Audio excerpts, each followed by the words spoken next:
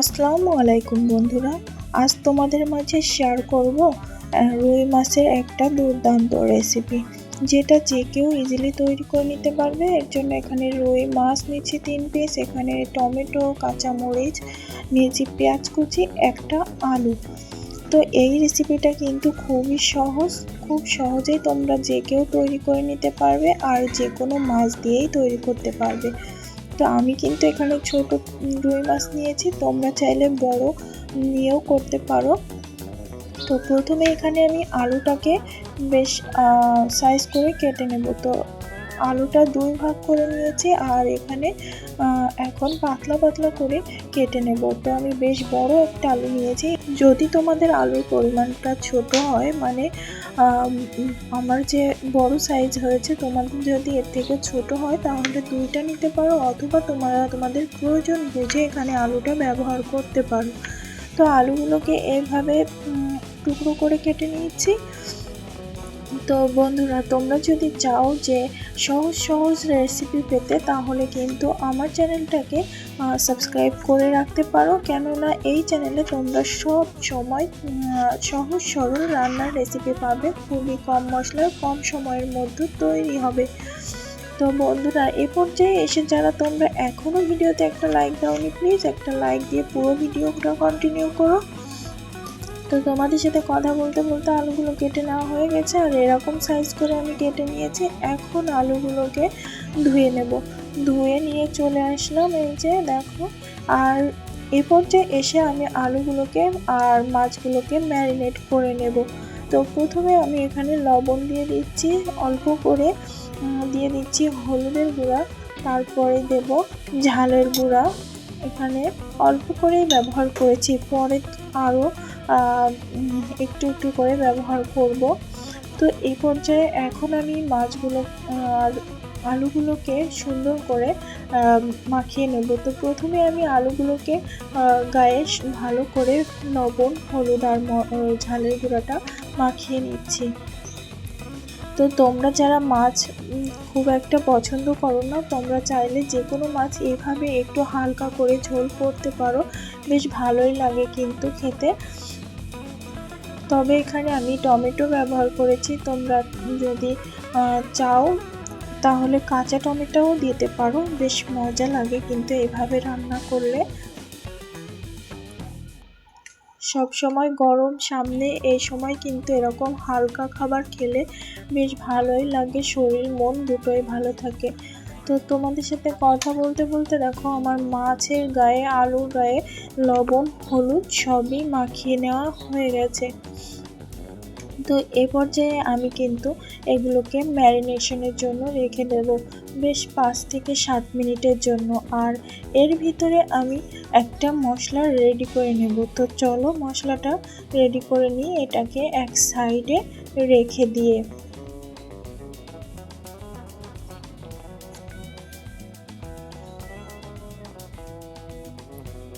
এ পর্যায়ে আমি মশলার জন্য এখানে নিচ্ছি বেশ কিছু রসুনের কোয়া আর নিয়েছি আদা। তো পরিমাণে একটু বেশি দিয়ে ফেলেছি, তোমরা একটু কমিয়ে দেবে। আমি এটা পেস্ট করে রেখে দেব অন্য কিছুতে ব্যবহার করার জন্য। অন্যদিকে ফ্রাই প্যানে আমি তেল গরম করে নিয়েছি, বেশ সময় নিয়ে গরম করে এখন একে একে মাছগুলোকে ভেজে নেওয়ার জন্য দিয়ে দিচ্ছি। তোমরা কিন্তু ফ্রাই প্যানে তেলটা দিয়ে বেশ কিছু সময় তেলটাকে ভালো করে গরম করে নেবে, তারপরে মাছ উঠতে খুবই সুবিধা হবে, নিচে লেগে যাবে না। তবে তেল দেওয়ার সাথেই কিন্তু দিলে মাছটা লেগে যাওয়ার সম্ভাবনা থাকবে। তো দেখো মাছটা ইজিলি কিন্তু উঠে আসছে। তো এখন মাছের এক সাইড হয়ে গেছে, তা আমি এটাকে উল্টে দেবো। তার জন্য অল্প অল্প করে নেড়ে দেখছি যে মাছটা নিচে লেগে গেল কিনা, কিন্তু লেগে যায়নি। আমি মাছটাকে এক পাশ প্রায় 5 থেকে 7 মিনিট মতো হাই ফ্লেমে কিন্তু ভেজে নিয়েছি দেখো। আর এ পর্যায়ে কিন্তু মাছটা বেশ অনেক কড়া করে ভাজা যাবে না, মানে মেলা লাল লাল করা যাবে না, করলে কিন্তু শক্ত হয়ে যাবে আর তরকারিতে দিলে অত বেশি টেস্ট আসবে না। তাই মাছটা কিন্তু মিডিয়াম পর্যায়ে রেখে ভেজে নিতে হবে। তো দেখো, এই যে তোমরা ভিডিওতে দেখে বুঝতেই পারছো আমি মাছটা ঠিক কতটা গাঢ় করে ভেজেছি। এই যে তো এই পর্যায়ে আমি 2 সাইড ভেজে নিয়ে উঠিয়ে নেব মাছগুলোকে। তো আমি এখানে কিন্তু কম মাছ নিয়েছি, তোমরা চাইলে বেশি মাছ দিয়েও করতে পারো। আমি আমার পরিমাণ বুঝে এখানে ব্যবহার করেছি। তো মাছগুলো সব একে একে উঠিয়ে নিচ্ছি। আর এই যে তেলটা আছে, এই তেলটাই কিন্তু পুরো রান্নাটা আমার কমপ্লিট হয়ে যাবে বন্ধুরা। যারা মাছ খেতে চাও না তারা কিন্তু এভাবে হালকা পাতলা ঝোল করে খেতে পারো, খুব ভালো লাগে। তো এরপর যে আলুগুলো আমি তেলের ভিতরে দিয়ে দিলাম, তেলটাকে মানে আলুটাকে আমি ভেজে নেব হালকা করে এখানে। তো আলুটা ভেজে নিলে কিন্তু বেশ মজা হয় মাছে এভাবে দেওয়ার জন্য। আর মাছে একটু এভাবে আলু পড়লে ভাত খাওয়ার সময় একটু আলু কেটে একটু মাছ কেটে গালে দিলে বেশ মজাই লাগে বন্ধুরা। তো তোমরা কিন্তু এভাবে রান্নাটা করবে। এছাড়াও কিন্তু আরও একটা মশলা আমি এখানে ব্যবহার করব, যেটাতে মাছের স্বাদটাই বদলে দেবে। তো তোমাদের সাথে কথা বলতে বলতে আলু ভাজার অনেক অংশই হয়ে গেছে। তো বেশ লাল লাল করবো না, আলুর গায়ে হালকা কোনো রকম কালার চলে আসলেই কিন্তু আলুটা নামিয়ে নেব।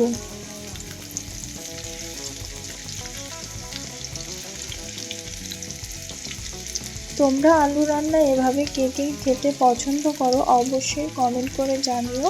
যে কোনো মাছের সাথে আলুটা এভাবে দিলে দেখবে মাছের পাশাপাশি আলুরও স্বাদ যেন দ্বিগুণ হয়ে গেছে।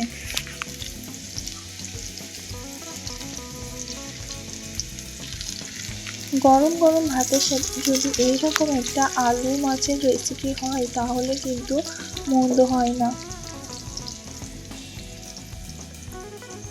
আর ছোট বড় সবাই আমার মনে হয় এই রেসিপিটা অনেক বেশি পছন্দ করবে। তো আলু ভেজে উঠিয়ে নিয়ে এখানে একটা শুকনো মরিচ দিয়ে দিয়েছে আর দিয়ে দিলাম কুচিয়ে রাখা পেঁয়াজ একটা।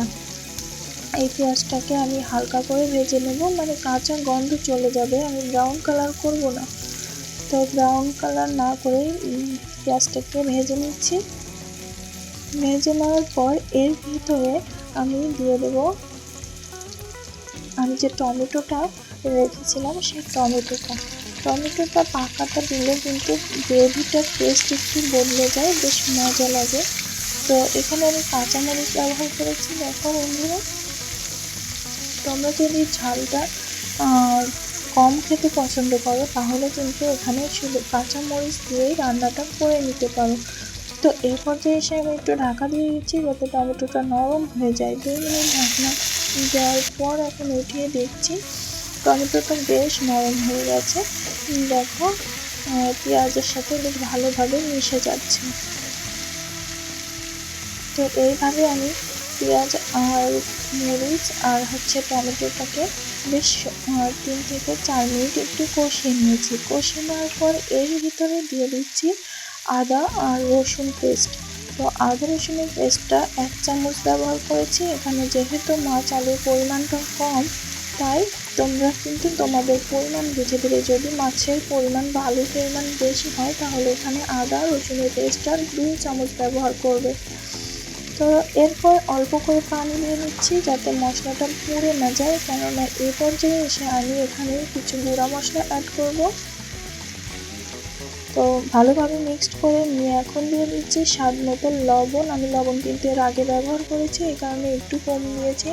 দিয়ে দিচ্ছি ধনিয়া গুঁড়া, তারপর দিয়ে দিচ্ছি ঝালের গুঁড়া, সবশেষে হলুদ দিয়ে এখন মশলাটাকে বেশ 4-5 মিনিট মতো কষিয়ে নেব। তো তোমাদের আবারও বলছি বন্ধুরা, তোমরা যদি ঝাল পছন্দ না করে থাকো বেশি তাহলে এখানে কিন্তু ঝালের গুঁড়াটা স্কিপ করতে পারো, কোনো সমস্যা নেই।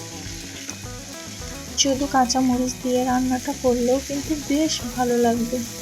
তো আমি একটু ঝাল পছন্দ করি তাই ঝাল করার জন্য দিলাম আর কি।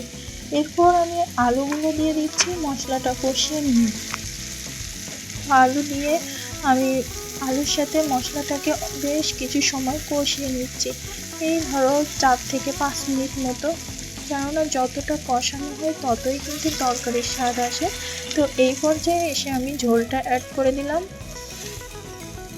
আর এখানে ঝোলটা তোমরা তোমাদের পরিমাণ বুঝে দেবে। এখানে আমি আমার পরিমাণ দিয়ে দিলাম। তোমরা যতটা ঝোল রাখতে চাও তার থেকে একটু বেশি দিয়ে দেবে, কেননা যতক্ষণ ফুটবে ততক্ষণ কিন্তু ঝোলটা একটু কমবে। তো এ পর্যায়ে এটাকে ঢাকা দিয়ে রেখে একটা মশলার পেস্ট তৈরি করে নেব। আর তার জন্য একটা বাটি নিয়ে নিয়েছি, আর বাটিতে দিয়ে দিচ্ছি এখানে সাদা জিরা, আর দিয়ে দিচ্ছি সরিষা 1 চামচের মতো করে। তো এটার পেস্ট করে নিয়ে এখন চলে যাব রান্নার কাছে। তো চলে আসলাম, এখন ঢাকনাটা উঠিয়ে দেখছি বন্ধুরা কেমন হয়েছে। আলুটা সুসিদ্ধ হওয়া পর্যন্ত কিন্তু আমি এটাকে একটু জাল করে নেব। আলু অবশ্যই আগে থেকে ভেজে রাখা, এই কারণে সুসিদ্ধ হতে বেশি সময় লাগবে না। আলুটা বেশ ভালোভাবে সিদ্ধ হয়ে গেছে।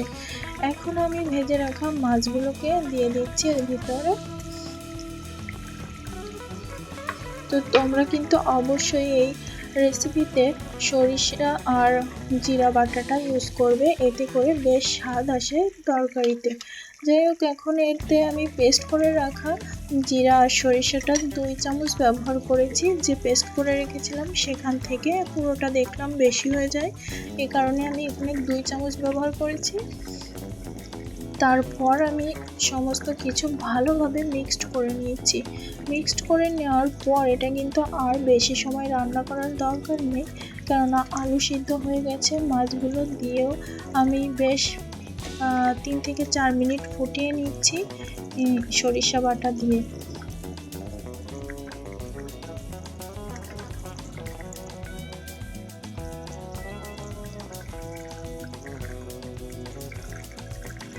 তো তোমরা বন্ধুরা কমেন্ট করে জানিও কেমন হলো আমার মাছের রেসিপিটা।